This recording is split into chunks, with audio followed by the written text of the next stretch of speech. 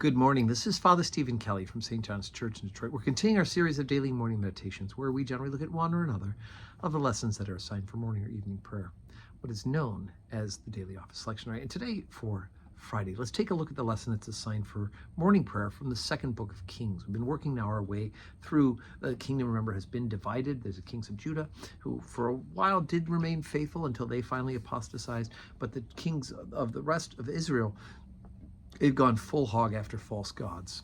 And so we bring in the picture Elijah and Elisha. And so right now we're in Elijah, the great prophet. So Jehoshaphat dies, the king.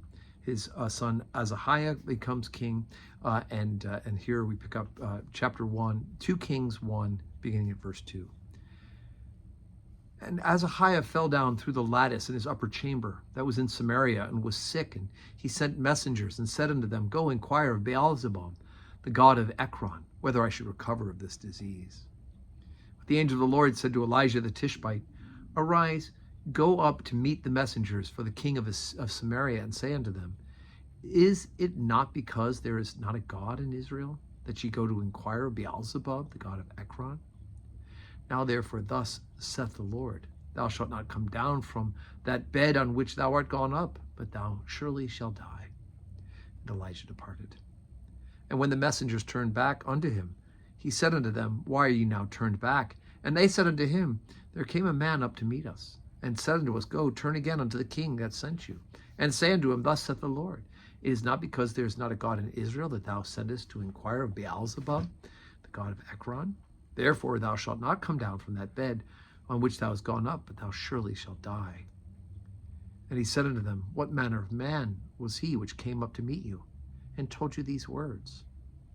And they answered him, He was an hairy man, and girt with a girdle of leather about his loins. And he said, It is Elijah the Tishbite. So he died according to the word of the Lord, which Elijah had spoken.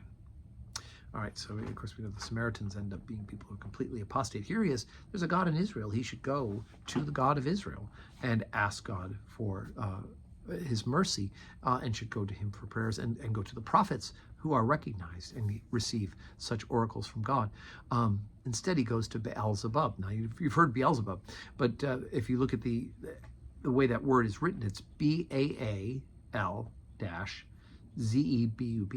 and it's Baal Zebub. So Baal is one of the false gods, one of the gods that they actually sacrificed children to. And so they're going to inquire to this false god of the town of Ekron, Beelzebub, which of course we usually refer to as a name for the devil, whether to recover from the disease. He doesn't even go for the good and the holy. He's so completely removed from the original covenant, the original promise that God has made, that he should have no other gods but him. So you can see how far away they've turned. But God's angel tells Elijah, Go, meet these messengers and let them know that this is what's going to happen. And because of his unfaithfulness, he is going to die.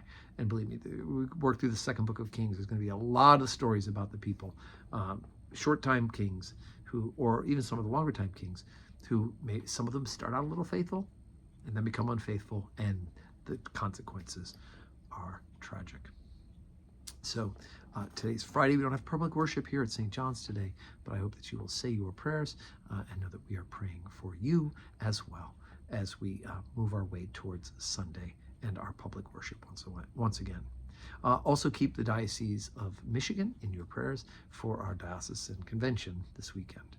And may God give you a Friday that is full of blessings.